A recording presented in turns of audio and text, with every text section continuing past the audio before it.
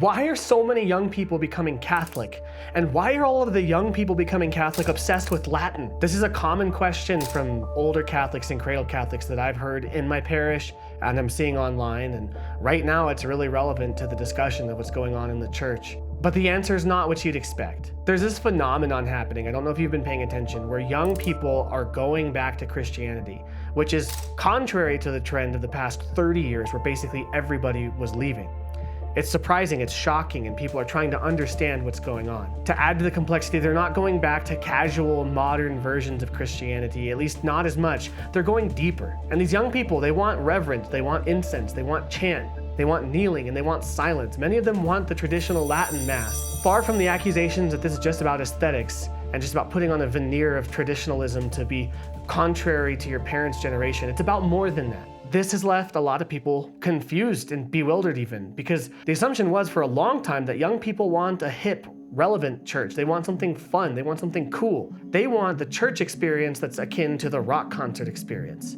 Along these same lines, a lot of people for decades have misinterpreted Vatican II's directives as permission to modernize everything. Interpreting the signs of the times meant getting with the times. It meant changing everything and leaving behind many of the developmental traditions around our faith.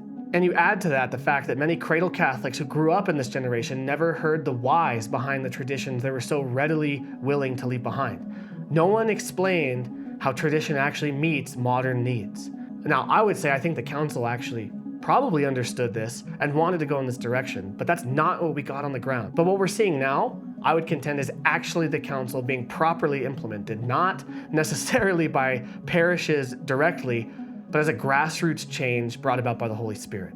And for you to understand that, I'm going to explain as a young person why this is true. Not just for me, but for my friends and for the countless young people that I see coming back to the faith or coming into the faith for the first time. In the wake of the past 150 years of history, everything that made Western culture what it was has been uprooted. We've had revolution after revolution, from the onset of democracy over Europe's imperial roots to World War I, World War II, the cultural and sexual revolution of the 60s, and the technological revolution. Everything that made our Western world what it is has changed. And a lot of that change has said that we should move on from the old ways, that we should start over, that we should build society from a blank slate and throw all that old stuff behind us. What that means is that my generation, young people, grew up rootless.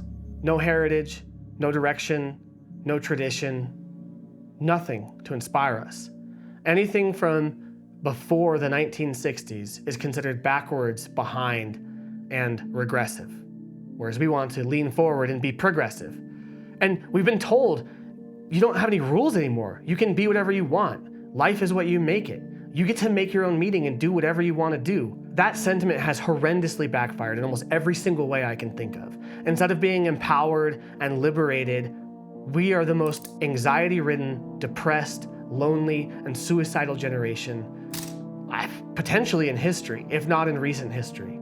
Everyone in my generation is searching for meaning, a reason to get up every day. They're searching for guardrails, rules that can guide how to make it through human existence and not go insane. And they're searching for a sense of identity that's not just whatever random adjectives we can identify with or book character we can relate to. And that's why they like tradition, because it's stable, it's beautiful, and it's true. And the other thing they like about it, again, contrary to the spirit of our age, is that it requires sacrifice. It takes something out of you. You cannot come to tradition and make it what you want it. You have to submit to it. And there's something innate to our humanity that desires this, that wants it, that needs it and craves it. And so for young people who are becoming religious, specifically Catholic, the reason they're wanting to return to a more traditional form isn't just because they like Latin all of a sudden, or they think chant is pretty dope, which it is. These are not nostalgic reasons that are just facades on the surface.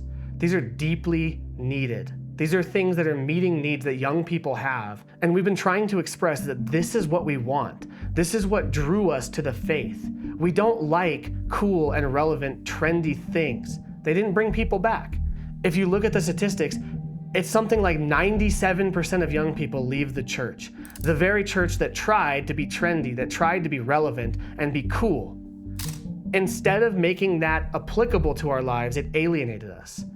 Churches that imitate the world lose their power. They don't gain any influence. They just demonstrate that they're not relevant enough or powerful enough to stand in the face of the giant vacuum of meaning that we all grew up in and offer anything of substance. The other thing is, tradition doesn't try to market God as the newest fad. It's not a car salesman trying to pawn off some clunker to you, hoping he can make a sale. It actually reveals who God is. Because we can find entertainment anywhere.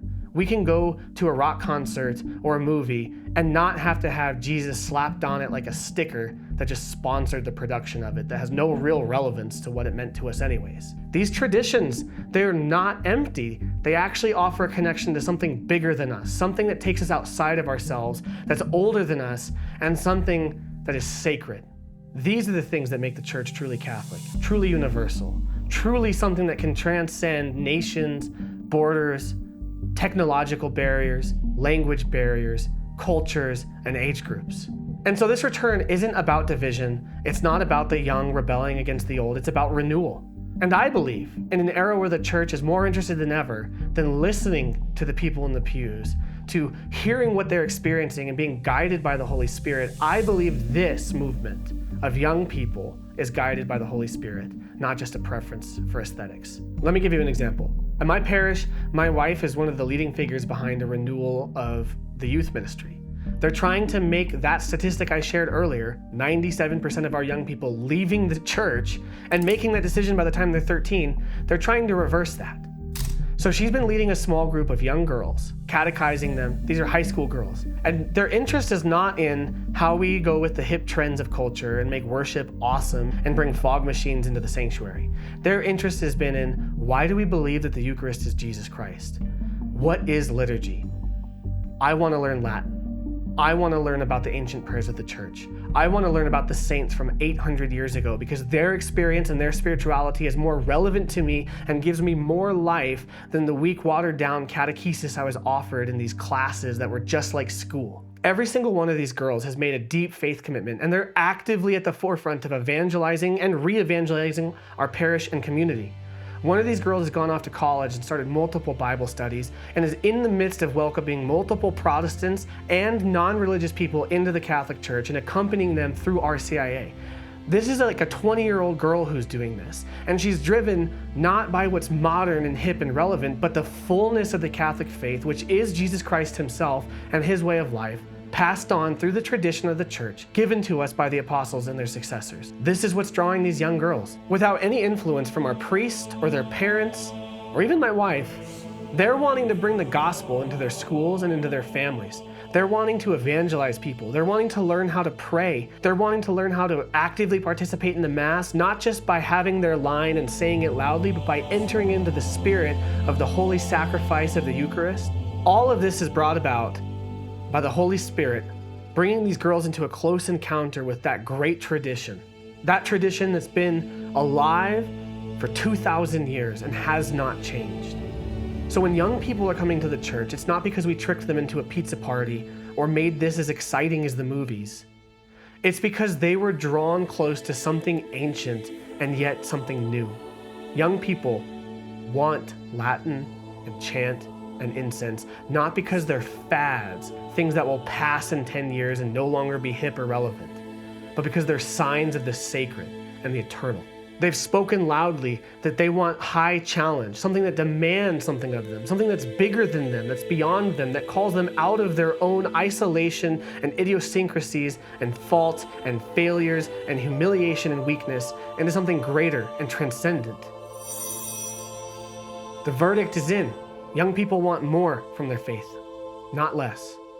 And this movement isn't backwards. We're not dialing back the timeline.